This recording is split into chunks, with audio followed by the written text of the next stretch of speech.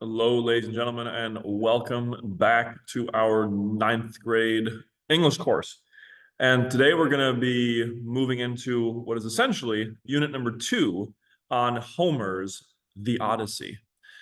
Now, if you're one of our humanities students, or if you've taken my humanities course or taken a humanities course, you probably definitely talked about the Odyssey. We did in that course, but we did it very, very briefly. In this particular course for ninth grade, what we're going to do is go through the Odyssey in a fair amount of depth. We are not going to read the entirety of the Odyssey because it's 24 books long. It's pretty hefty. You know, it's a good summer reading assignment, but it's not going to be able to fit in our entire ninth grade curriculum. However, we are going to read, I think, about 9 different books from the Odyssey, and like I said, in a fair amount of detail. Now, what this particular video and this lesson is basically to get you familiar with and get you kind of caught up with the story of the Odyssey and with Greek mythology in general. So if you know nothing about mythology, if you know nothing about the Odyssey, that's all fine. We're going to basically get you right up to date and ready to crack open the book. Now, this particular unit is fun for us because it acts as a kind of really, really good foundation for not only the skills of analysis and reading comprehension, but also a good foundation of what I talked about in the humanities class, which is the foundation of our creative imagination and the structure of a lot of our stories. Greek myths, as you're going to see, really have a huge influence on all of the literature that you and media, frankly, and artwork that you and I are very familiar with. So if we familiarize ourselves with mythology, with Greek mythology at all, we're going to be even more ready and more capable of understanding a lot of the references, understanding a lot of the issues, the conflicts, the themes, and just more than just the basic references. Yeah, all of that kind of good stuff in the literature that we read from here, that you would read from here on out. Okay, now, going along with this particular lesson is this sheet right here, which is just a simple introduction sheet that has, I think, how many? Let's see, 20 questions on it for us to answer as we're moving through this discussion on the Odyssey. Now, the first 3 questions, approaching the consideration questions, where we have to stop and have a little bit of a discussion. Number 1, what is the genre of the Odyssey, right? We've been talking a lot about genres in the short story unit, so we want to do the exact same thing with this work. And number 2, what is something Homer's culture valued? So something that this guy's culture, the culture that's produced this work, what did they value? And number 3, we need to consider in what ways is the Greek culture similar to your own and to our own, right? Think of what they value and what they enjoy, right? Think about that basic stuff. All right, so the Odyssey of Homer. So the genre of this particular work as a piece of artwork is simply epic poetry, right? It is an epic poem. Now, there are generally 3 or 4 things that qualify a work as an epic poem. Number 1, it has to be a poem, right? And it has to tell a story. So in other words, it is an example of narrative verse. It is verse, that is poetry, that is a narrative that tells a narrative that tells a story, okay? It needs to have some grand subject matter. There needs to be something rather large it's dealing with, hence the form epic, right? It's not just epic in length, but it's also epic in kind of the scope of what it's talking about. And this particular story is epic in its scope. It's telling the story of a man's journey home to try to essentially save his kingdom, but over the span of what is essentially what feels like for him to be the entire world, involving conflicts with gods and with, you know, forces of nature and otherworldly creatures and all this kind of stuff. So grand in that sense. It usually will begin, this is kind of where we get into the more stylistic identifiers of epic poetry. It will include what we would call an invocation in the opening lines of the poem, where the narrator sort of calls on some higher divine power to inspire him to write this work, okay, to kind of guide his process of writing this great work. Now, in Greek mythology, or in the Greek epic poems, that is usually an invocation to a muse, right? Something like a muse and a goddess of artwork and inspiration. Whereas if you go pick up like Paradise Lost, a Christian epic poem, it's going to be an invocation of the Holy Spirit. So it depends on who's writing it and where, but there's going to be some invocation to a higher power. Additionally, although it's not written here, another identifier is the presence of epic similes. So, or epic comparisons, epic metaphors, whatever version you want to use. It's usually an epic simile though, where we have these elongated similes being drawn out by the author. And we'll see that in the very first book that we read, or the second book that we read from the Odyssey. So hold off on that. Okay, now the cool thing about the Odyssey, and the thing that I love teaching about it, is that there was no book of the Odyssey. There was no original text of the Odyssey. It emerges out of what we would call an oral tradition, which means what? That this poem which is about 300 pages plus, if you write it out in prose, right? If you write it out in normal sentences, not stanzas like a poem. Stanzas like a poem, it's even more. It's like 400 plus pages long.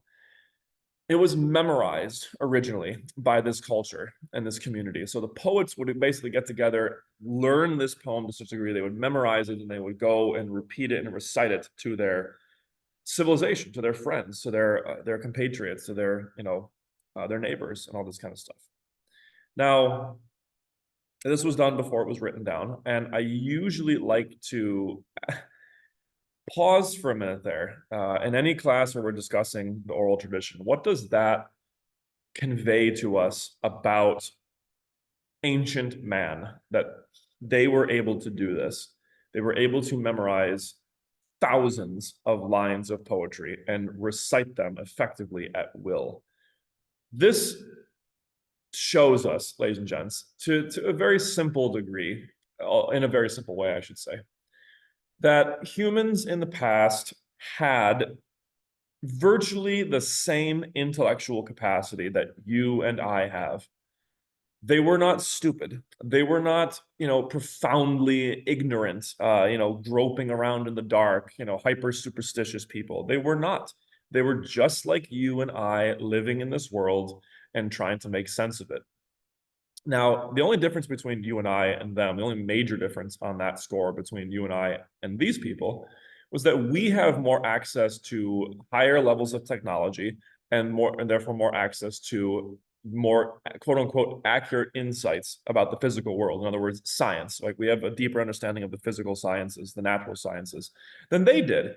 But they still understood human nature. They understood human desires. They understood our anxieties, our troubles in life. They understood that stuff to the exact same degree at minimum, and also probably even more so than we do. So because of that, ladies and gents, I really want to disabuse you of what I would call chronological snobbery.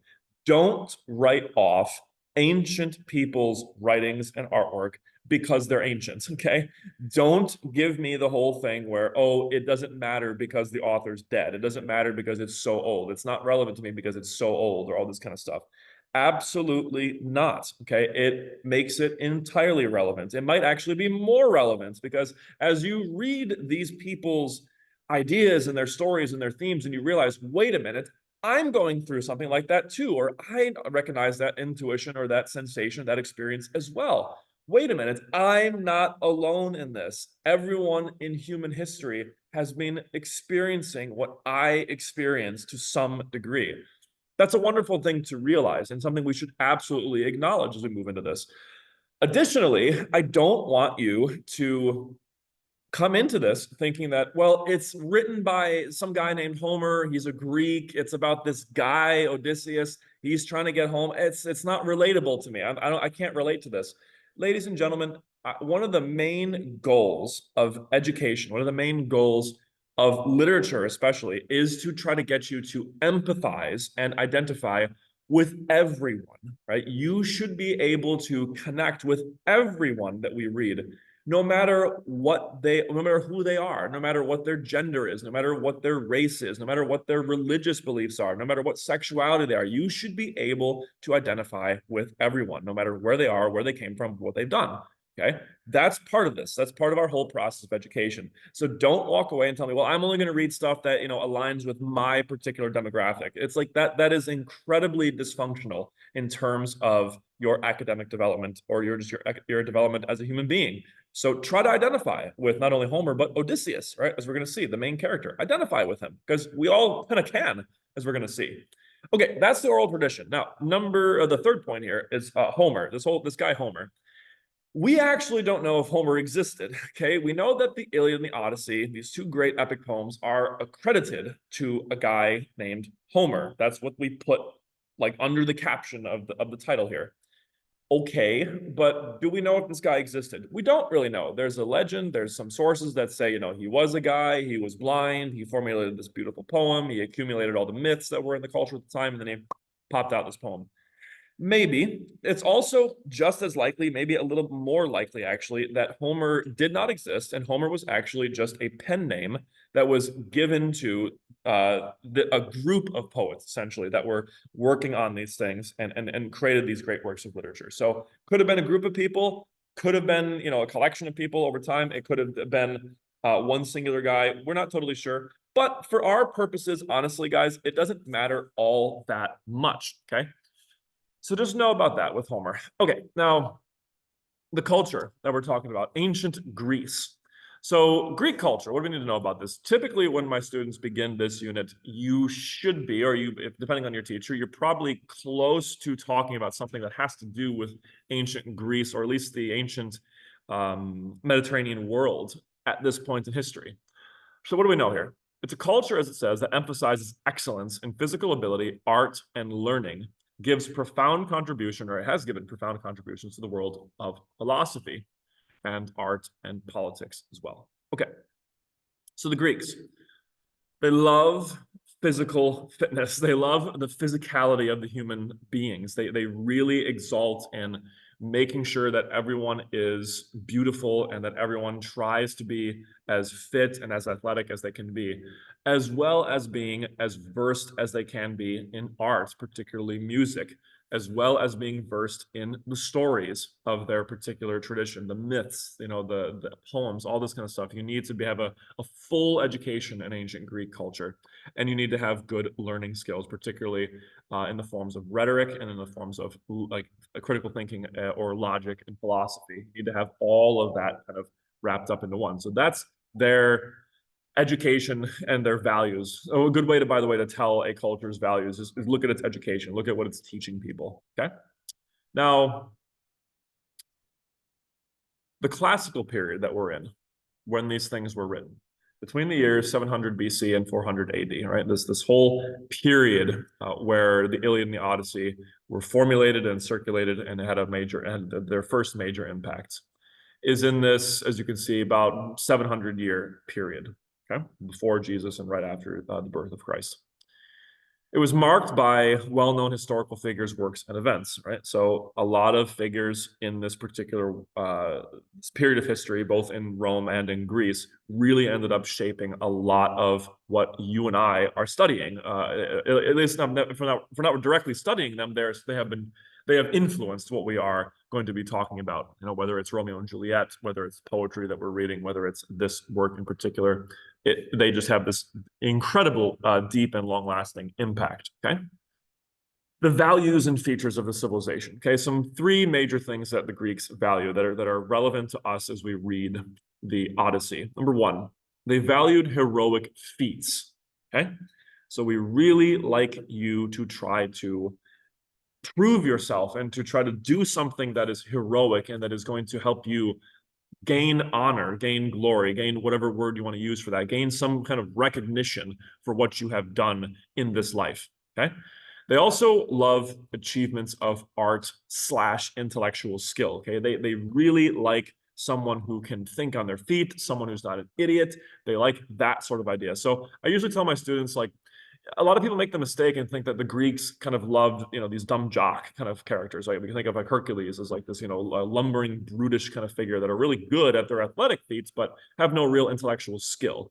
That is not actually the kind of archetypal figure of a Greek ideal person, right? They would like someone who has it all, who is incredibly fit and skilled in their physical capacity, but also has just as much, if not more, intellectual capacity as well. Okay, that's really what they're looking for. They're looking for the geek jock, right? The someone who's able to, get the MVP award, but also get the highest score on the SATs. Now, the other thing is that they really valued, or they really had a strong value system around honorable behavior, particularly in a very cultural and very religious sense.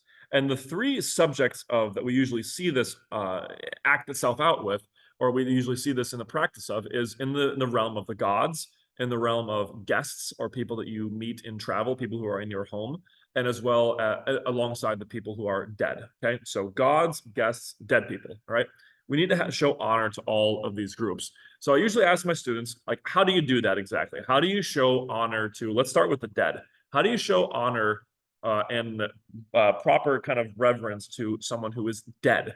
Well, you bury them first and foremost. You don't dishonor their body. You have to kind of there is an idea of the sacredness of the body, the sacredness of someone's memory. So the Greeks very much practiced a lot of very strict religious rituals surrounding someone's death.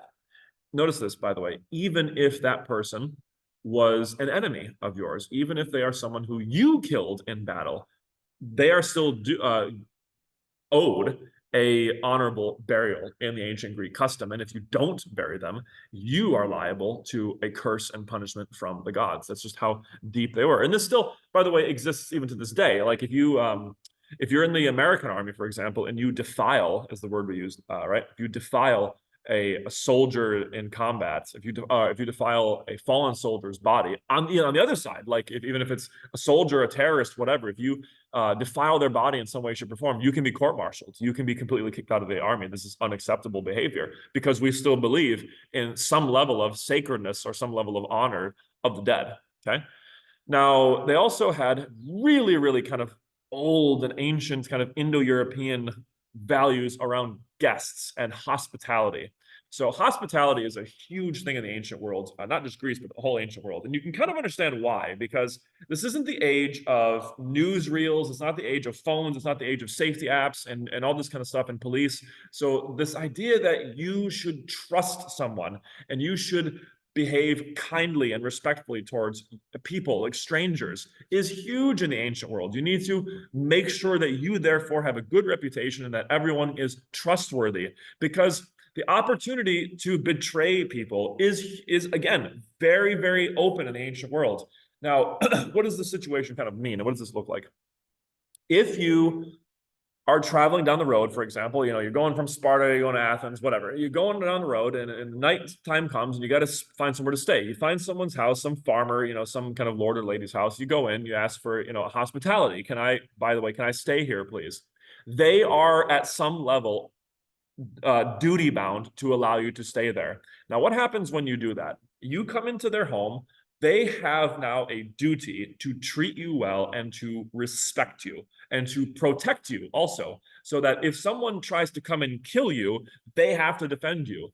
If someone, is in your house, you now have to provide them with some appropriate level of honors. So like, a bed or somewhere comfortable to stay, food, welcoming, all this kind of stuff.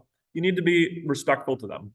Now, on the flip side of that, you as the guest, if you were the guest, you would also have to show due respect to your hosts. How do you do that? Well, for example, give them thanks, give them honors, give them praise. Treat their property very well, very respectfully. If you have the ability to repay them in some way, either now or in the future, that's just kind of the way things worked. Now, you can see where I'm going to go with this, by the way. I'm going to ask the alternative examples in a minute. What's therefore dishonorable or seen as a very dishonorable thing to do in Greece? We'll get there. And then, of course, you need to honor the gods as well. Now, really interesting question for my students is like, how do you honor the gods, right? And again, if you're religious, if you're not religious, if you're skeptical, it doesn't matter. Just put yourself in the mindset of someone who believes in either a god, a higher power, or many gods, right? How do you show this supernatural realm of beings or being your honor, your respect, your reverence? Well, the first way is don't compare yourself to them, right? Understand they're up there. I'm here. I'm not down here. I'm not miserable. I'm not awful, but I'm here. Don't compare yourself to them. How do you do that, by the way? Do you literally walk around with a billboard saying, I am better than Zeus? No, that's not how it works. That's very rarely are we going to be that open in our dishonor towards a divine figure. It's usually going to be in our actions and our behaviors, in our kind of assumptions about ourselves. So if you act like you are better than the gods, or if you act like you are just as good as the gods, which, by the way, again, how do you do that? You ignore their commandments. You ignore their rules of customs and laws. You don't give them, sacrifices. You don't pray to them, all this kind of stuff. That is in some way behaviorally showing that you think you are better than them or that you don't need them. Okay. So any sort of dishonor towards the gods is very, very bad. You need to give them humility. You need to give them your attention. You need to give them sacrifices. You need to give them offerings. You need to give them, in other words, your humility, right? Your humble attention, essentially, and recognize where you are in relationship to them. Now, I've already touched on this. What happens, or what is the kind of flip side of this? So in Greek culture, how do you dishonor the gods? How do you dishonor your guests? How do you dishonor the dead? All of these ways that we're about to list on how you do this stuff are seen as huge cultural no-nos and big kind of signs of your dysfunction and your immorality in the Greek culture. So for instance, with the gods, right? If you compare yourself to a god, if you say, yeah, I'm as beautiful as Aphrodite, or, I'm, more just than Zeus, or all this kind of stuff, that is an immediate sign of disrespect, an immediate sign of your pride, of your excessive arrogance, your hubris, as we call it, right? Big no-no. If you don't give thanks to the gods, if you don't give sacrifices, if you accredit all of your victories and all of your honors to yourself and don't acknowledge that there was a higher power that's helping you do it as well, this is seen as disrespectful, okay? Additionally, with guests, if you mistreat a guest, that is an enormous offense against the gods and against the cultures as well. You have really broken a moral custom of that time if you mistreat a guest, let alone kill a guest, right? You betray their trust in you and their pleas for safety and hospitality. This is a huge immoral thing to do. Likewise, if you as a guest abuse or mistreat your hosts, this also is an enormous offense against the gods and against this culture and the people in it. And then the dead, obviously, like if you don't bury the dead, if you don't kind of give reverence to the body of someone who is dead, if you don't give them the proper burials and rituals, all this kind of stuff, this also is seen as a massive insult to the culture, that person, and the gods as well. So that's a brief look at the Greek culture, at least the important bits that we need to know for this poem. So real quick, we talked about this in our questions here. So let's take a look. The two questions that are really easy to answer now is, what's the genre? We covered that.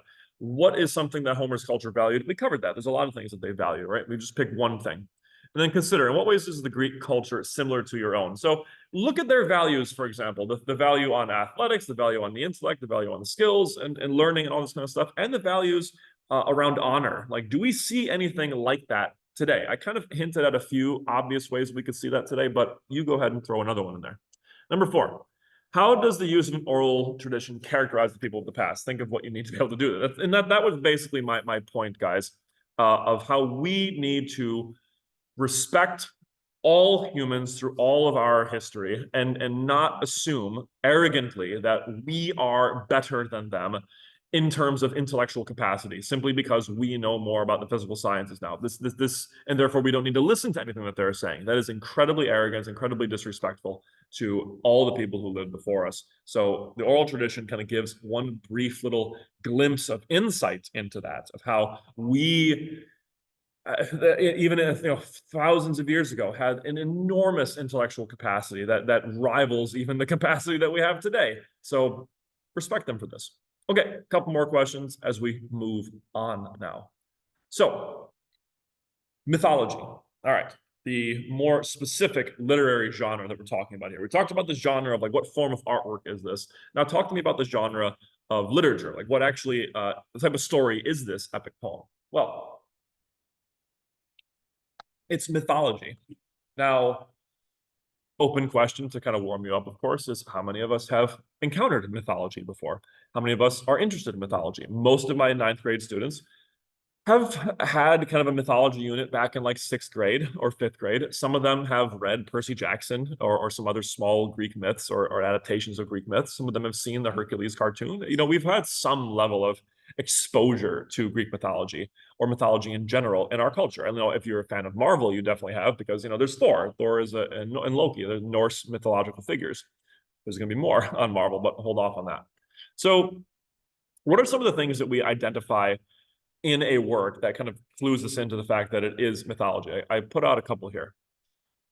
Three features that I didn't put them here. I had to ask us to figure them out. What are some like maybe three features that a myth would have? Well, number one is some sort of supernatural being or collection of supernatural beings. So gods, nymphs, spirits, all this kind of stuff. That clues us into that this is something mythological, right? There's something supernatural going on here. The fantastical also, like mythical beasts, you know, things that we don't see, things that are fantastical, dragons, unicorns, monsters, sea serpents, all this kind of stuff. And magic itself. Sometimes there's just overt magic in these stories. Yeah, that is an example of mythology, of something we will see in mythology. Okay. Sometimes there will be what you would call explanatory features, like natural phenomenon explanation. So how did, you know, the sun, how does the sun move? Well, it's drawn by a chariot. How did Africa get so burned? Oh, it's because Heliod's sun, you know, messed up the planet. All this kind of stuff. Where did these rocks come from? Oh, it's because there was a cyclops that threw them. This is a small feature of Greek mythology, and I really want to hammer this into you before we move on.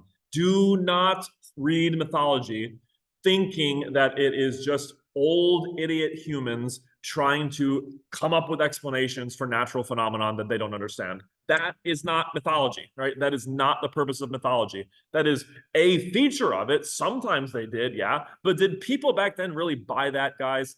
It's very rare that you're going to find good evidence to show that these people actually believe that these stories were literally happening and literally true. They were more nuanced. They were like us. They were reading these religious stories or mythic stories and being like, you know, that's interesting. There might be something there. I don't know if it's totally true, but come on, they're a little bit more sharp than that. Another feature of mythology, there's like two more, I would say, is that you will typically find some kind of evidence that the story is taking place in a quote unquote real world setting. So, for instance, if you're reading the Iliad and the Odyssey, where do those take place? They take place, number one, in Greece, and then the other one in Ilia or Troy. Do those places actually exist? Yes, they do. So that's interesting that these stories have all this possibly fake and mythic stuff in it, but they're set in the real world more than often than not. Okay, that's one. And then the final feature I usually give with mythology, or students will identify, is what students would call a moral, right? There's some sort of lesson that's being taught through these stories that we're supposed to walk away with, right? So you think of like Aesop's fables. You're going to have Aesop's fable, then you're going to read it, and there's going to be a line at the end of it saying, you know, oh, you know, slow and steady wins the race. It's like a very clear cut lesson to it. Well, the more advanced Greek myths do the same thing, but they don't really spell it out for you that often. So there's a few features of Greek mythology. Now, by the way, I like to usually ask at this point, do we have stories that would fit all into all those categories and then therefore be something like mythology today? Some of my students who are paying attention and are really sharp will immediately notice, like, wait a minute, aren't Marvel movies, Marvel comics, or just superhero movies kind of basically just mythology, right? They're about these kind of supernatural, fantastical things that are happening in a real world setting, giving us some sort of clear moral or clear kind of, you know, direction in life. Might explain a few things about the world or just something like that. Yeah, that's absolutely accurate. So if you want, I think, like, you know, in a couple thousand years, if we're still around, or if evidence of our civilization is still around, we will look at, for example, we will be having people look at Spider-Man, you know, and realizing, wait a minute, this was a myth that these guys, you know, would tell each other. This was a story that these people would really, really enjoy. This myth of this kid who has spider powers. So, and then so on and so forth about all of our other major Marvel superheroes. For sure, I could see this happening. Really important question. Probably one of the most important questions of this entire lesson. What is the purpose of myths in human life? Why are we reading this? Why do people read this at all? Why do they keep coming back to it? Okay. Well, generally, there's only going to be two major answers here. Okay. Everything else, I think, is kind of like dispersed around these two answers that I think are really good answers, by the way. I think that both of these answers are great. There are other answers I don't think that good. What is the purpose of mythology? Number one, I think it is to delight us. There's something about it that we enjoy. Human beings love artwork. We love beauty and we love stories that are beautiful. There's just something about the process. It's hard to explain of why we enjoy these things. Why do we go to movies? Why do you watch TV shows? Like I tell some of my students, you guys are just so hard on yourself sometimes, or you deep down don't think that you're very literate and all this kind of stuff. And yet you'll go home and you'll watch one, two, three, 8 seasons of like a Netflix series, and you will know it better than I will ever understand it. Where it's like you'll know the characters, you'll know the ideas in the story, you'll be able to quote it, and it's like, whoa, what's happening there? That's a form of literacy. That's a form of the love and understanding that you have of that piece of literature, even though it's a movie or a show. Absolutely valid to me, I think.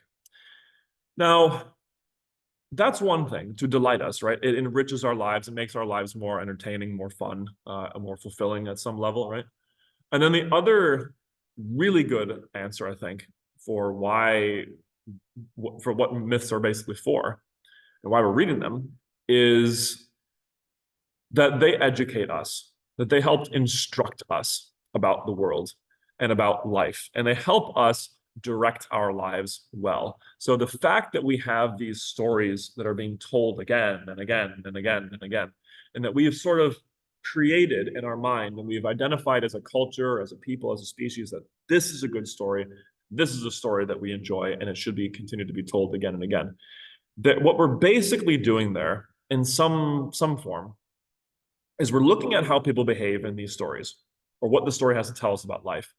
And we as a collective human culture and species are thinking that is good information, that is accurate, that is the proper way to live and to behave. We should keep telling people this so that we really don't forget it and that we really keep trying to live it out.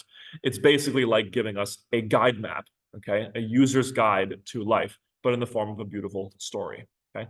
So two purposes of mythology: to delight and to educate. All right. Now, those two purposes, I think you could say that for all of art, by the way. I think those are really just the main real two purposes of art: delighting us or kind of enriching our existence and our experience in life, and then also guiding us and educating us and tuning us to how we really should behave and how we should learn.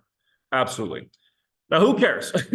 Why do you think we and people around the world throughout history still read these stories that is myths? Who cares about myths? I mean, like I was saying before, they're from old people, they're from dead people, they're from people in a different culture. Why do we care about this stuff? Well, I opened that up to what we were just talking about, right? Look at the purpose of this. Look at the beauty that we can experience. Look at the fun we can have with these stories.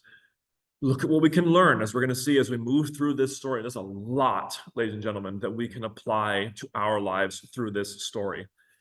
That's why it's a famous story. That's why it's so good, because so many hundreds of thousands of millions of people have read these stories and they're like, wow, they're like, there's something in this that's just so good. Okay. So I encourage you to try to not be self-referential, is what I tell my students. It's one of the really, really difficult things to overcome if you're growing up and trying to become a fully healthy, informed, and really, kind of solidly developed person, is to get out of your self-referential framework. Which means what? That means where you experience something, right? You go and you experience something, or you watch something, you listen to something, you read something, and you experience it and you don't get it maybe, or you don't like it, and you think, it's not that good. And then you just move on. And then you basically say, well, like you read the Odyssey, you think, it's not that good, I don't like it, I don't understand it, it's not that good.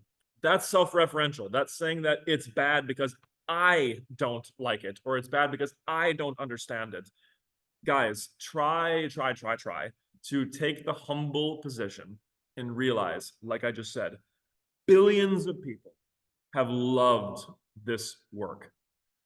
that kind of clues us in that there's something in it. There's something there that's good. So if you walk away and think, there's nothing there really, who do you think's wrong? I think it's probably us who are thinking like, if we don't understand it, you should probably step back and say, I need to work a little harder. I need to try to open myself up more and try to understand what there is there. Now, to be fair, with either this work or with any work that you're looking at, if you do open yourself up to it and you're like, okay, I want to actually try to really understand it, really learn it, understand what it's trying to say, and then you actually do understand it, and you can step back and say, I still don't like it. That's a little bit more valid. But understand something before you say you don't like it. Okay, so that's one reason why we should still read these things, right? Now, let's see. Some people, by the way, before we get into the mythology proper, some people, by the way, will throw up a red flag and say, wait a minute, well, Mr. G, why are we only reading Greek myths? Why can't we read Mesopotamian myths? Why can't we read Japanese myths? Why can't we read Native American myths, et cetera, et cetera, et cetera? Why do we have to do the Greek one? Is it because we are a Eurocentric culture? Is it because we are embodying some kind of prejudice against the other cultures? Not necessarily, ladies and gents. My purpose for you here is to teach you the basic introductory materials for Western literature through a ninth grade curriculum. Okay. Am I therefore saying that everything I'm not teaching you is invalid and is bad? No, of course not. What I would probably say, though, is two things.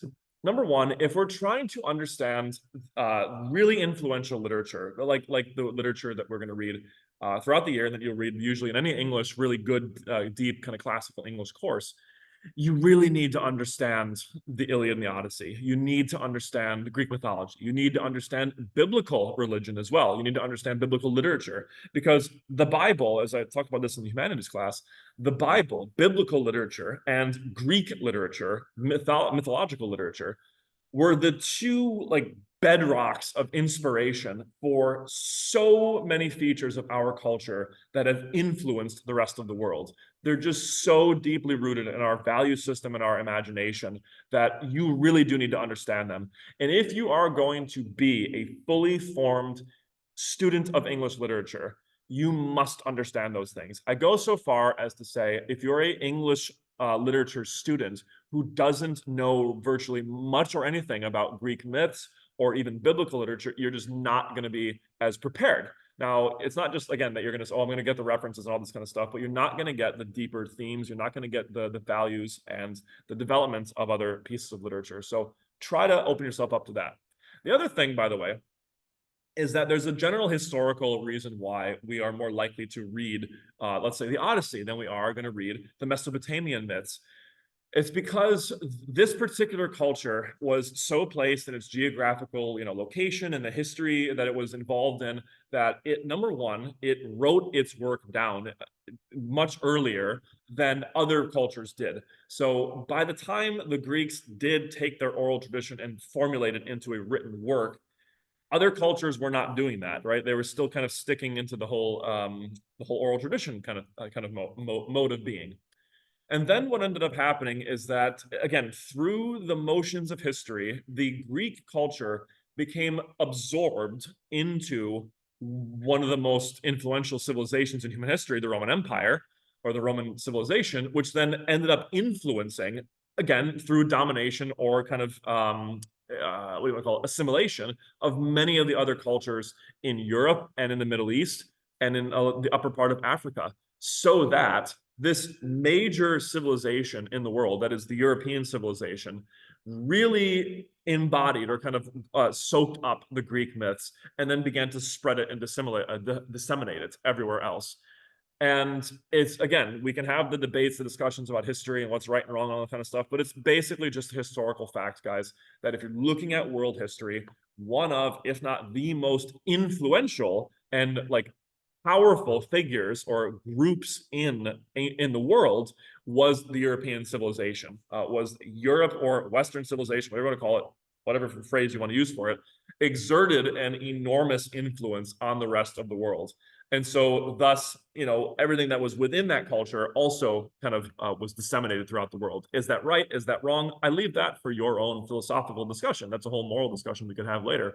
But again, that's just kind of a simple reason as to why we would look particularly at the Greek myths. Okay, so all that aside, I also say, by the way, go read the other ones too. Go read the Egyptian myths. Go read the Mesopotamian myths and the Native American and the African and the Inuit, myths. They're beautiful. They're wonderful. They're very, very interesting and unique to us. Okay, now back to Greek mythology. So, a couple things. Let's look at our questions real quick. So, what are 3 things that myths contain? I gave you like 5. Number 6, what do you suspect are the purposes of myths? We talked about that. Why do you think people around the world? All these questions that we basically just answered. Now, difficult move here as we move into the Greek mythology proper. We need to identify and explain the dominion of 6 Greek gods. All right. So we're going to talk about some specific Greek gods here. And we're going to basically give you the basic introduction and the narrative that leads us through into the Odyssey. Okay, so story time. How does the Greek mythological body of stories, tell us that the world began? Various different versions, some say it's chaos, there's like formless chaos, and then out of that comes, some primordial beings. 2 of those primordial beings, again, that could be an early form of a version that we could read, but there's other versions, but whatever. Let's just say that 2 of the first beings in the Greek myths were Uranus, okay, Uranus, and Gaia. These 2 were the god of the heavens, right? The god of the sky and the god of the earth. In other words, Mother Earth and Father Sky. These were the 2 primordial beings. Not titans, but again, like just elder entities, if you want. They are primordial entities. They mate and they have children, which we then know as the Titans, okay, the first children of these primordial beings, and these are known as the Earth Shakers. The chiefest among these children of Gaia and Uranus is Kronos. Okay, Kronos, as you can see him depicted over here. Kronos is the strongest of all the Titans, but the other Titans, his brothers and sisters, are very, very strong and impressive as well. Uranus sees this, and he is unhappy. He's displeased. He does not want children running around. He does not want to be threatened by their power, by their station. He wants to remain in his position of power. He wants to be able to keep, mating and having a good marriage with Gaia. So what does he do? He simply tries to withstall the birthing process. He tries to push the babies, the Titans, back into the womb of Gaia. As you could probably imagine, Gaia is not pleased about this. So she tries to formulate a plan with Kronos, and the 2 of them basically conspire to castrate Uranus or Uranus.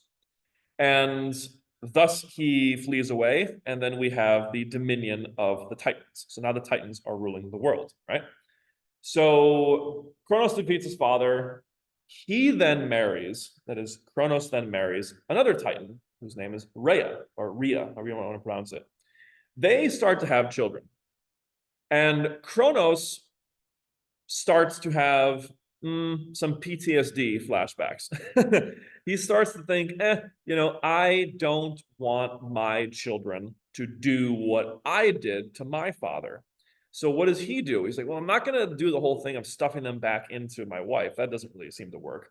So what does he do? He eats them. He devours them, right? And we get there's a bunch of beautiful artwork, by the way, a beautifully horrifying artwork of Kronos devouring his children, right? So he eats them. He eats his first 5 children. Rhea gives birth to another one. This one she hides away. Who is this child? It is soon to be a god named Zeus. So Zeus is the one child who is not given away to eat, given away for Kronos to eat. Zeus then works with Rhea, and he is able to trick Kronos essentially into like drinking a potion usually that vomits up the rest of his brothers and sisters. And then those beings, who we then know as gods, fight against the Titans, and we have the first major conflict in Greek mythology between the Titans and the gods. And who wins, of course? Of course, it is the gods. It is the 12 Olympians. Well, not the 12 Olympians, it would be the 6 Olympians at that point. And then they formulate the 12 Olympians, the 12 gods of Olympus. Now, I listed them out for you here. But before we move on to the gods, I want to talk to you about one thing. We look in that story, that whole sequence of stories that I just told you. And I usually ask my students, what sort of conflict did you see there? And most of my students will point out, oh, it's a conflict between fathers and sons. It's a conflict between husbands and wives. It's a conflict within the family.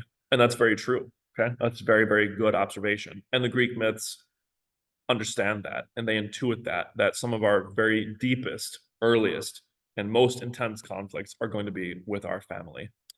And we're not going to see this very much in the Odyssey, but what we're going to see if you read any other Greek myths, specifically the tragic ones, you're going to see this notion of a kind of rippling effect or a kind of passing down, a bleeding through effect of dysfunction, of evil, right? So Uranus's dysfunction bleeds into Kronos's dysfunction, who will then bleed into Zeus's dysfunction. So to put it in plain terms, if your father is dysfunctional, if your parents are dysfunctional, there's a very high likely chance that you will be dysfunctional as well, unless you actively try to stop it, right? Or that you're going to, at the very least, inherit a bad situation. You're going to at least be at some level cursed with some burdens as you come out of a family like that, right? This is a very deep human sentiment, a deep human anxiety, of fear that the Greek myths immediately touch on, okay? So go back to what we just said in the earlier notes. I love to point this out because like at this point, usually my students are like locked in because everyone understands this. Everyone feels this. It's a very deep-seated thing in our psychology. And look at this. These Greek myths, these fantastical stories, bam, touch right on it, kind of get right to the core of some of our problems. Now, the question is asking you that I laid out here. I want you to, is basically telling you to identify 6 Greek gods and their dominions. So I'm going to try to pick out 6 that I think are relevant. There's really 12 Olympians, right? They're all listed out there. I'm not going to have you do all of them though. First and foremost, let's talk about Zeus. Okay, who's Zeus? He's depicted right here. Okay. Zeus is the king of the gods. He's the most powerful of the gods. He is the ruler of Olympus, and he's also the god of justice. Now, therefore, he is the one who we owe most of our honor and devotion to in the Greek pantheon. Okay, so that's Zeus. He is going to show up a little bit in the Odyssey. He's always like an ever-present kind of power in the Greek myths. So we got Big Daddy Zeus. The other one is Poseidon. Poseidon is Zeus's second brother, basically, or his first brother, I should say. And Poseidon is the god of the sea. And he is particularly brutish, right? He's very, very chaotic, just like the waters of the sea, the waters of the ocean, right? Symbolism. And he is known as, yes, the god of not just the sea, but also horses, and also the god of earthquakes, right? So the sea shaker, Poseidon, okay? Hades, we're not terribly interested in Hades. I always like to tell people as a good note about Greek mythology, Hades is not a villain. I'm sorry, Disney, but you got that wrong. Hades is not a villain. He's just the creepy guy who we don't want to really hang out with because he's just doing his job, which is taking care of dead people, right? He's just kind of like, you know, we don't want Hades around because if Hades is here, that means someone's dead. So a little bit of a creepy dude, not a bad guy though. We have Hera. Again, not terribly important here for this story. Hera is Zeus's wife, the queen of the gods, or the goddess of marriage, right? The powerful figure. Not terribly important, -1 story. Demeter, their sister, goddess of the harvest, not really interested in her. Hestia, definitely not. Sorry, Hestia, goddess of the hearth and religious ceremonies. Ares is a fun one. I like to point out to my students that if we were looking for a villain of the Greek gods, it's going to be Ares. Ares is not the god of war. Get that out of your head. He is the god of violence. He is the god of bloodshed. He is the god of rage, like wrath, right? And guts and all this kind of stuff. That's Ares. Hermes is going to show up in the stories. Messenger god, the one who guides us through the afterlife, especially. So Hermes, kind of an important figure here. Apollo, probably the most beloved Greek god. He really embodies all of the values of Greeks, of the ancient Greek civilization. So he is the god of music, the god of healing, the god of athleticism, the god of the sun, the god of philosophy, the god of all this all this good stuff, right? So total, definitely like the MVP sort of god here. Artemis, not terribly important here, goddess of the hunt. Dionysus, love him, but he's not important here. He's kind of the opposite of Apollo. He's very, tragic, very crazy with his drunkenness, the god of rebels. Athena is probably our most important god for this story. Athena is the true goddess of war. She is the goddess of strategic, calculated warfare. She is the goddess of wisdom, the goddess of protection, right? She is going to be our main goddess, if you want, of this particular story that we're going to read. Aphrodite, also misunderstanding, not the goddess of love. She's the goddess of beauty and voluptuousness and sex, essentially. That's really what she's the goddess of. Okay. So the six most important ones, I would say, probably Zeus, Poseidon, Hermes, Athena, and then if you want to throw another one in there, I would say probably Hera, right? So those five, and I'm sorry, that was only five. And then six, probably Apollo. Throw those six in there, okay? So those are our six important Greek gods. Now, let's take a look at the questions here, because I think now we're going to jump right into the blah, blah, blah, blah. Yeah, the Iliad. Now, all right, so now we're going to have to actually start paying attention a little more closely to the stories. So I'm going to give you the backstory of the Iliad, the story that leads up to the Trojan War, and then which subsequently will lead up to the Odyssey, okay? So we have a couple little slides here to go through about these myths. The first one is right here. So our story begins long after those 12 Olympians have been established as the gods of Olympus. We begin with Zeus. And as it says here, Zeus's love, quote unquote love. Zeus becomes infatuated with Thetis, the sea nymph, but does not want to lay with her, since her first child is prophesied to be greater than his father. Okay, so Zeus sees Thetis, lying on the beach. He has sexual attraction for her. He wants to go, sleep with her, even though he's married. Welcome to Zeus. Zeus's life, sleeping with everybody. So he tries to go, have sex with Thetis, and then he remembers, wait a minute, she's got a prophecy around her. She has a kind of foretelling of what's going to happen in her future. Her child will be greater than his father. Zeus hears that, and he starts to have some PTSD flashbacks to what? To his conflict with Kronos, to Kronos' conflict with Uranus. And he's like, I don't want to deal with that. I don't want to deal with that at all. So what does he do? He organizes a wedding for her. Now, how does that happen? Some versions have, Zeus direct this guy Peleus, this man who will eventually marry her, to find her. Some versions have him rape her. Some versions have them actually fall in love. We're not sure. But at that point, by the way, guys, in this first chapter of the story, I like to pause and realize, wait a minute, what are we talking about here? What's the subject matter? What's the rating on this particular set of stories we're reading? It's PG-13. Okay, it's a little bit more graphic, and that's why I always will tell my students and tell my parents, be careful how uber conservative and safe you want to be with the classics. The classics can be very spicy and very graphic at times, so you're going to see that in the Odysseys. So if you're squeamish about that, I'm sorry, but that's just the way these stories went and were developed. Okay, so Peleus and Thetis get married. They organize, as it says, for him to marry her. At their wedding, every god except the goddess of chaos is invited. Okay? So everyone's invited. Wedding is going well. We didn't invite Eris, goddess of chaos and discord. Well, why? Well, because we don't want chaos at our wedding. We want to have a nice, ordered, structured, safe, comfortable wedding. Okay? But ironically, in trying to do that, what have you done? As we're going to see. Eris, the goddess of chaos and discord, is angered for not being invited. And she drops a golden apple in the crowd that is labeled for the most beautiful. This, of course, causes Hera, Athena, and Aphrodite to argue endlessly over who should get the apple. So the irony, first and foremost, is you try to have a safe and stable wedding by ditching Eris, keep her out. When ironically, what does that do? That just makes the problem worse. That just causes more and more issues for you. So in your attempt to avoid this problem, you actually make it a lot worse. Okay, now she drops this apple in. And I usually, for guys, it would be like, this is for the strongest, or this is for the best gym bro, or the MVP. For the girls, it's for who's the most beautiful, whatever. And of course, what does everyone want to do? Everyone jumps and tries to grab the apple. Now, they generally, and depending on the version you're reading, turn to Zeus for, the deciding judgment. Who should get the apple?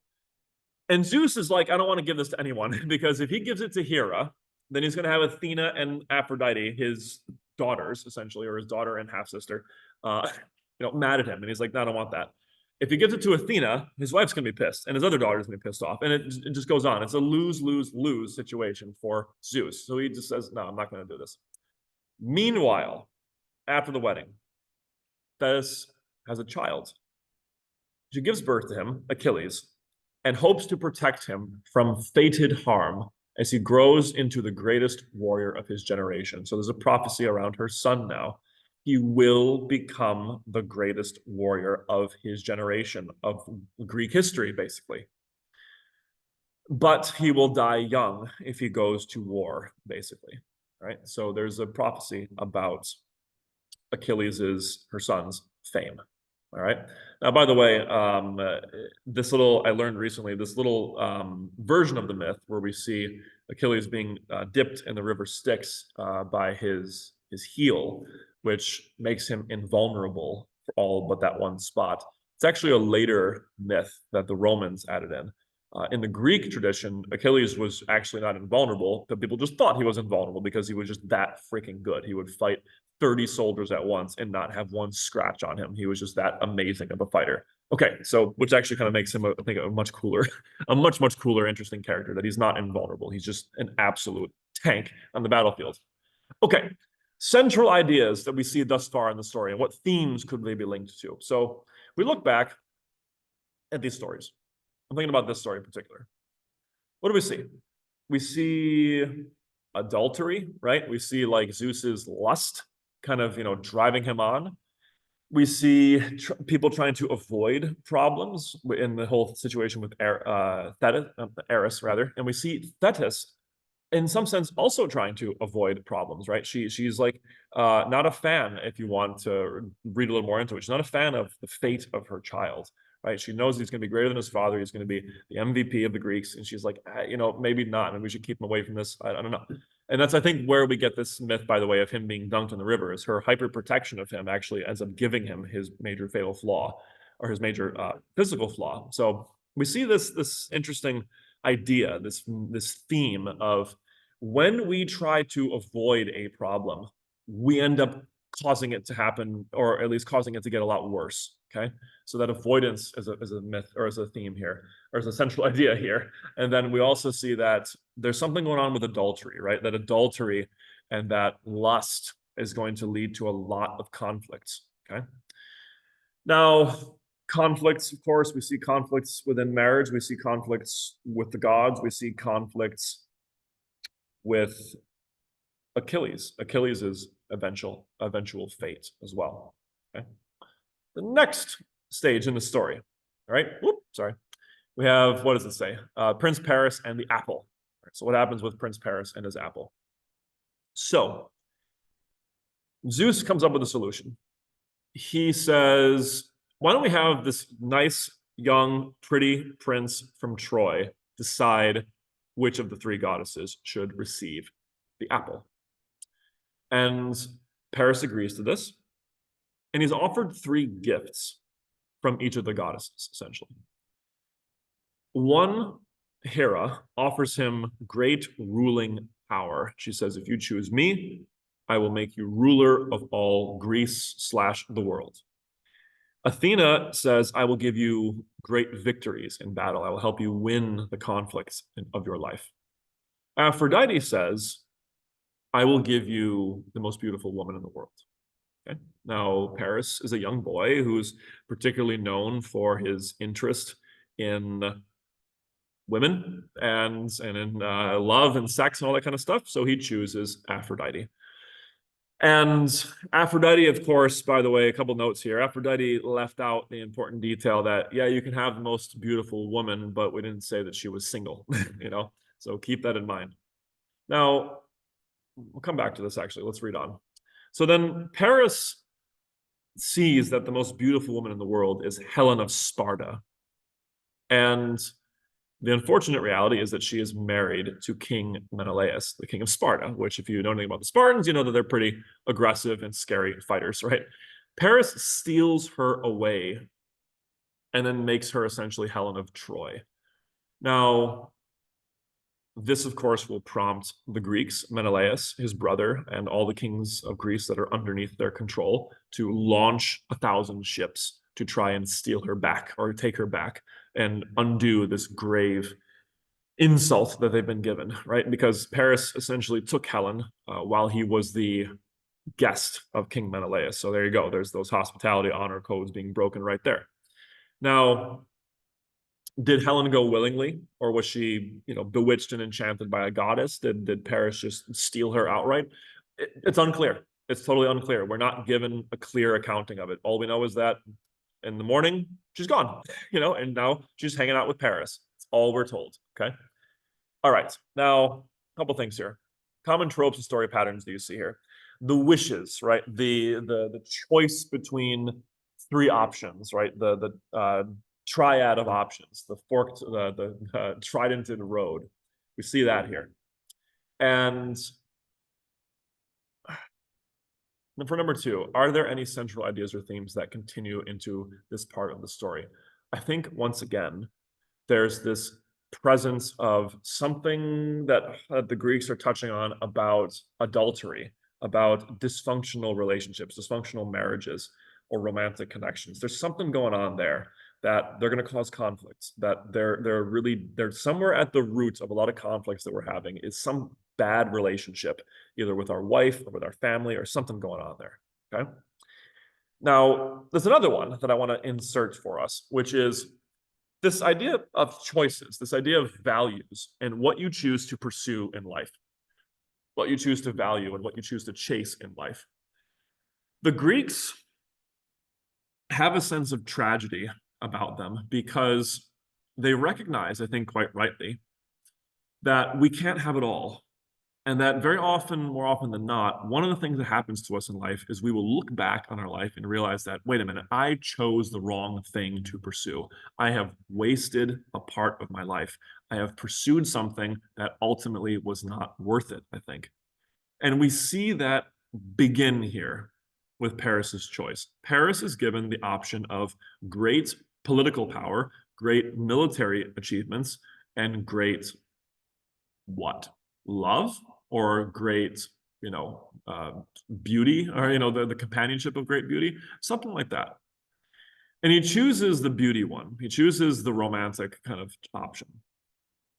Well, what therefore will he not have? If he chooses this, he then does not have any power, and he will not have any victory, or any great meaningful victory. Okay. Now, some people will read the story and think, well, why can't you have them all, right? Why can't you get them all? And that's the whole tragedy here, is that you have to choose one, right? You cannot pursue all three of those things in life and hope to have them all unless you are uncommonly blessed, right? That's very, very rare that we would have all these things. But I think you can pick up what the Greeks are laying down here, which is that we're going to pick something and then we're going to lose something as a result. We're going to have to sacrifice some aspects of our life if we want to pursue what we want to pursue. And keep an eye on that idea, because I think the Iliad, which is the story that we're going to be discussing now, that precedes the Odyssey, the Iliad really, really emphasizes that point, that we are going to suffer because of our choices or our mistakes in pursuing something that's not worth pursuing in life. Okay, so that's that. Now, the Achaeans, the Greeks, assemble now to try and take back Helen from the Trojans. And what happens here? We have Menelaus, her husband, and Agamemnon join up, the two brother kings. So the king of Sparta, being dishonored, asks his brother, King Agamemnon, to assemble all the Greeks, the Achaeans, to win back Helen. Now, this is easy because Agamemnon is the greatest king among the Greeks at this time. And he essentially calls all the Greeks that have sworn allegiance to both help him and also defend Helen to fight. And they do. And we have this armada of armies and kingdoms coming under Agamemnon, which also includes Achilles. Okay, so they bring Achilles, who has grown to the greatest fighter alive, as it says, to fight for them and win himself glory. So he wants to go on this adventure to make a name for himself. Because again, this is a big motivation for the Greeks. They want to have some honor and recognition in this life because they do not know for sure about what's going on with the afterlife, about what is happening, what is the structure of the world, right? What are we going to be honored for? What are we going to be remembered for, if at all? So he chooses to go on this thing. Alongside him goes King Odysseus. Who is Odysseus? He is the king of Ithaca, who has just learned of his first son's birth before he is drafted or enlisted in the war. He thus leaves his family and home for a 10-year expedition and war with Iliad, or Troy. Okay. So a couple things about Odysseus. At this point in the story, he's probably a little older than 20. Some people say, he's like 25 here. I don't remember if there's an exact date given in the Odyssey or in the Iliad, but I always understood, excuse me, I always understood his age to be around probably at minimum 20, probably at most 30 at this point. Okay. So he's somewhere in there. And as you can see, I just kind of spoiled it for you a little bit. The expedition to Troy, the whole war with Troy, is going to take 10 years to complete, right? To win that war. So he's going to be gone for 10 years. So let's say he's 20. By the time he's 30, he's still going to be at war. He's still going to be on this campaign, and he's going to not be there for his son. So what is he leaving behind? He's leaving his wife, who he loves, and also his son, who he really does care for. Okay. Now, he doesn't have much of an option. He does try to get out of it, by the way, and various different myths show us that he tries to, avoid this, but he's not able to, right? Still gets enlisted. Okay. Now, let's just keep moving before we talk about Odysseus too much. Number one, how does this section of the story work well with the features of epic narrative? It's the scale, guys. The scale of the amount of people, the amount of heroes, the amount of kings that are involved in this campaign is annoyingly large, right? There's a lot of characters in the Iliad that are going to war. And then number two, how is Odysseus different from his comrades? Well, in the story so far, from the main characters that we've talked about, he is different. And in terms of that my students usually say, he's different because he is a family man. He is someone who is trying to at least stick with his family, stick with his kid, stick with his wife. He values them apparently more than he does his interest in what's going on in Troy. So that's the main difference here. Not to say that Achilles doesn't love his parents and his father and his family, but he chooses to go here, knowing well, by the way, the prophecy that says he will probably die doing it. He chases the glory. He chooses rather to go after the glory instead of staying home. Okay, so that's one major difference we see with Odysseus here. Okay, the Trojan War, it begins. Now, so the first thing, a sacrifice, right? In order to have safe passage and good winds to sail to Troy, Agamemnon must sacrifice his own daughter, or else doom his fleet. He does so. So why does he have to do this? Some versions say it's because, Artemis doesn't want to, basically have all this blood spilt in Troy, so he forces Agamemnon. So she forces Agamemnon to, give up something also, like he's going to make all these other men give something up. Some versions say it's because Agamemnon accidentally or partially meaningfully kills one of her deer, her favorite deer. Either way, there's no sailing to Troy without this sacrifice, apparently, and Agamemnon chooses to do it. Okay, he chooses to go to the war with Troy, to go on this expedition over the life of his daughter and the pleading of his wife. And by the way, his wife says, "You're going to regret that," right? So he kills his daughter Iphigenia. He murders her, sacrifices her. Achilles' victory and anger. What happens here? While battling at Troy, Achilles is the greatest warrior by far, right? But he is insulted at some point by Agamemnon and refuses to fight in the war, causing what? The war to extend more and more, and the Achaeans, the Greeks, to die needlessly. So that's the main conflict of the Iliad, by the way, is Achilles is dishonored. He has his honor robbed from him by Agamemnon unjustly, meaninglessly, right? And then he is just so frustrated with that because he's here trying to get his honor and he's been doing it for 9 years. And now this king, who is just an arrogant a-hole, has just completely wrecked his whole system of honor. And he doesn't know what to do. And now he is pissed off, right? He's got that kind of raw rage, but he's also just incredibly frustrated with the value system of this culture. He's like, why are we here? Why do we need to fight? Like, why am I on this whole thing at all? I'm gonna die here, right? And he basically at some point in the Iliad says, like, look at me. I'm awesome. Like, I could enjoy so much in life. I could be living it up like a Instagram model in Dubai and having an amazing time. Why do I have to be here and do this kind of stuff? So it's a deeply tragic situation for him because he doesn't want fully to be there at some level, or he's at least questioning the whole purpose of his gaining honor here, having to pursue this honor, and then have this king, just randomly kind of take it away from him at some point. So he refuses to fight. He says, "No, I'm not going to do this. Right? I'm going to just abstain from this whole crazy system." As a result, everyone starts to die. And what ends up happening is that Hector, who is the main prince of Troy, the best kind of fighter on the Trojan side, and the elder brother to Paris, as it says, slays Achilles' friend Patroclus, causing Achilles to kill and dishonor his body. Okay, now Achilles and Patroclus are probably lovers, right? Are probably, because bisexual behavior is normal in the Greek culture. So it was probably a little bit more than just his friend, definitely not his cousin like it was in the Troy movie. So this infuriates Achilles enough to overlook his vow not to fight and then to go out and kill Hector effortlessly.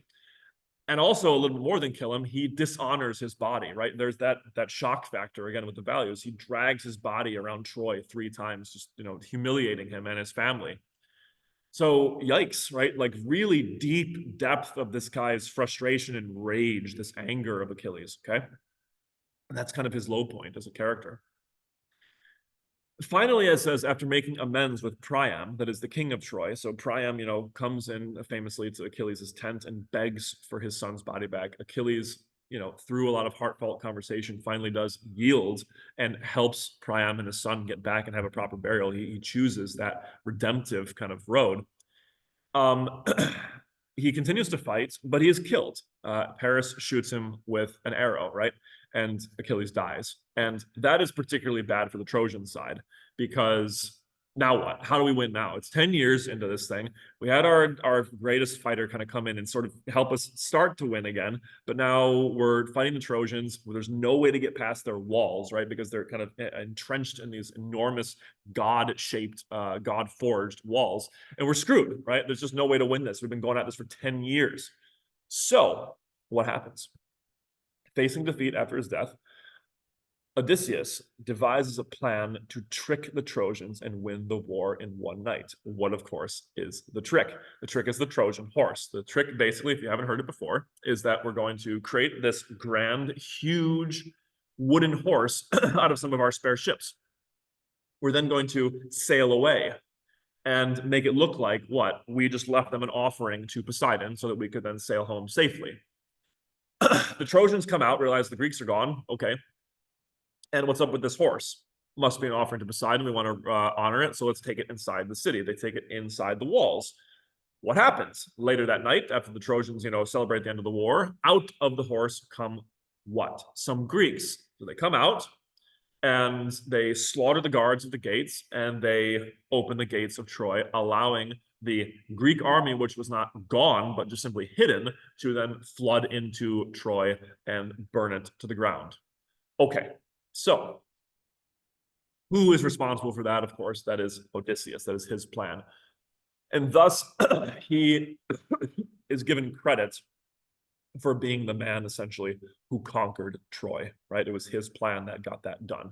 Okay, now, number one, during the war, how is Achilles characterized? Well, like we said, amazingly skilled, right? He is a little bit angry and a little bit prideful in some sense, but his pride is and his arrogance and his anger is a little bit justified. As I was saying, he is kind of struggling in a really terrible situation. And I think that's actually the real problem with Achilles, right? It's not just that he is, a whiny little boy. I think it's actually that he really doesn't understand what to do. He's really kind of annoyed and confused at this horrible structure that is entrapping him, essentially, right? That has him stuck. So he's a tragic figure, but he's also redeemed, I think, at the end. He chooses to do the right thing and give Hector's body back to his father and allow him to be given a proper burial. So tragic figure, but redeemed, I think, in the end, at least to some degree. Number two, during the war, how is Odysseus characterized? As clever, ladies and gents, as wise, as strategic, as cunning. That's one of Odysseus's, if not the trait that makes him the hero that he is, essentially. That is like the one trait that people usually remember of Odysseus is his strategic cleverness. Okay, now, pop quiz, or let's see how good you remember this. Which god do you think, therefore, is going to like him the most? It's going to be Athena, right? Athena's going to love this guy. Athena loves her clever fighters, loves her strategic battle masters. Okay, so she's going to act as sort of a patron for him. Okay. Meanwhile, the fallout of this story before we conclude today and then lead on to the Odyssey in the next video. What happened to Paris? He leaves and goes somewhere, and nobody cares. No one likes Paris, right? Paris is always seen as a universally bad figure. Later in the medieval era, Dante, when he's talking about his circles of hell, he puts Paris, or he depicts Paris being in a first circle of hell. He just doesn't like him that much. So yeah, Paris leaves. No one knows where he went. Helen and Menelaus apparently get back together and return to Sparta and live happily ever after, question mark. Basically, like we're not told how that plays out. Like, does he just forgive her? Does she apologize to some profound degree? Do they just kind of like stick it out for public's sake? We don't know. But they apparently then have a structured family again in the Odyssey, because we do see them in the Odyssey after a character goes to visit them. So they're together again. Okay. Agamemnon. What happened to Agamemnon? He returns home and is murdered by his wife and her boyfriend, her lover, who are both then killed by their son Orestes. Hashtag family love. Okay, yeah. So his wife, Clytemnestra, did not forgive him for murdering their daughter, understandably. And she invites Agamemnon home, or as he comes home, she rolls out the red carpet for him. Bad move, by the way, because the red carpet is meant only for the gods, and Agamemnon steps on it, showing us a little bit of dishonor towards the gods, right? He's thinking a little too much of himself. He goes, he has a good time at a party, he has a celebration, goes to lay in his bath. Wife, kills him with an axe, I think it is, right in the bathtub. And then his son comes home, Orestes, and is in this horrible situation because he realizes what? Mom killed dad, and what am I going to do now? Because the honor code of the time tells me that I have to avenge my father's death. You always have to avenge your father's death. Okay. Well, you also are told you don't kill your mom, right? Don't kill your mom. Don't harm your mothers. What does he do? Welcome to tragedy, right? That's the tragedy. Go read the Orestes play by Sophocles, I think, to see how that is resolved. All right. Now, Aeneas. Who? Aeneas is just some guy, one of the other major Trojan warriors, I think, like second only to Hector, actually, who leaves Troy as it's burning, and he ends up founding what ends up becoming Rome. And that is turned, his whole story of doing that is turned into an epic poem by the Roman poet Virgil, who writes the poem essentially as like a sequel to the Iliad and the Odyssey, right? It's not by Homer, but Virgil, the Roman fanboy of Homer, writes this kind of continuation, right? Now, Odysseus, though, heads right for home to see his wife and son and couch.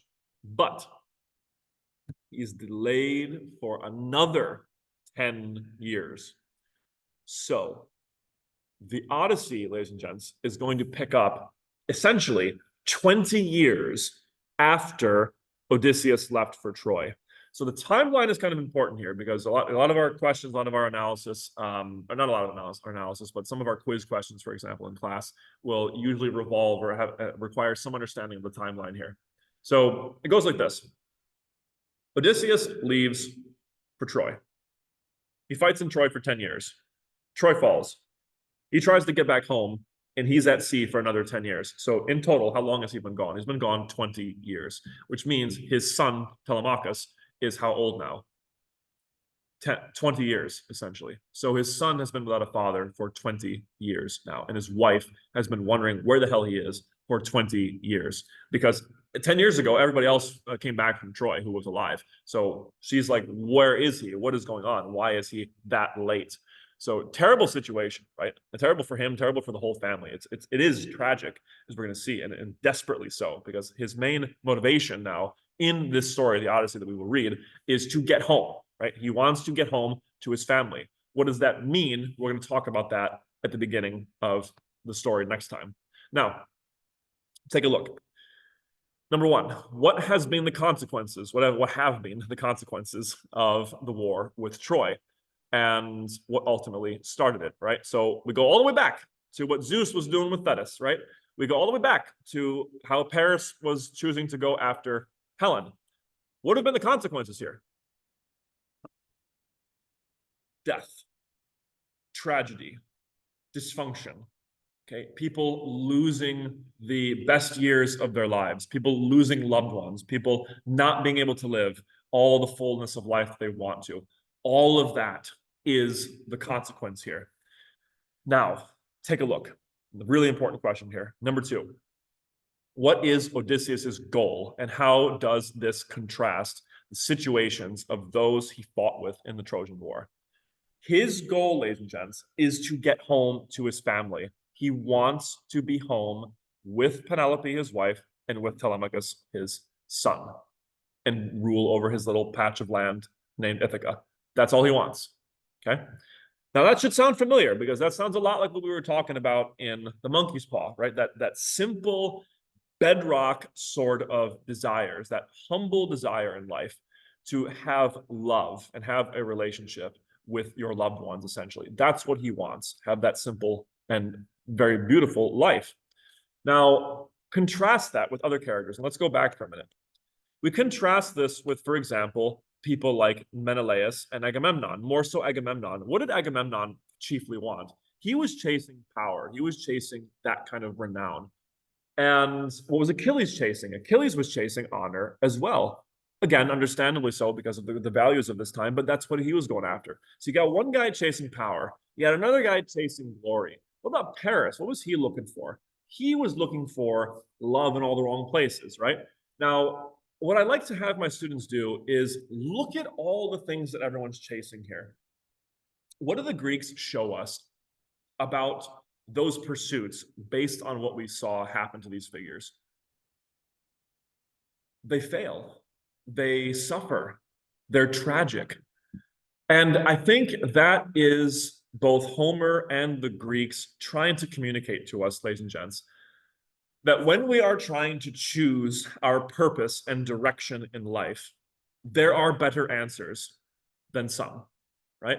Some answers are better than others.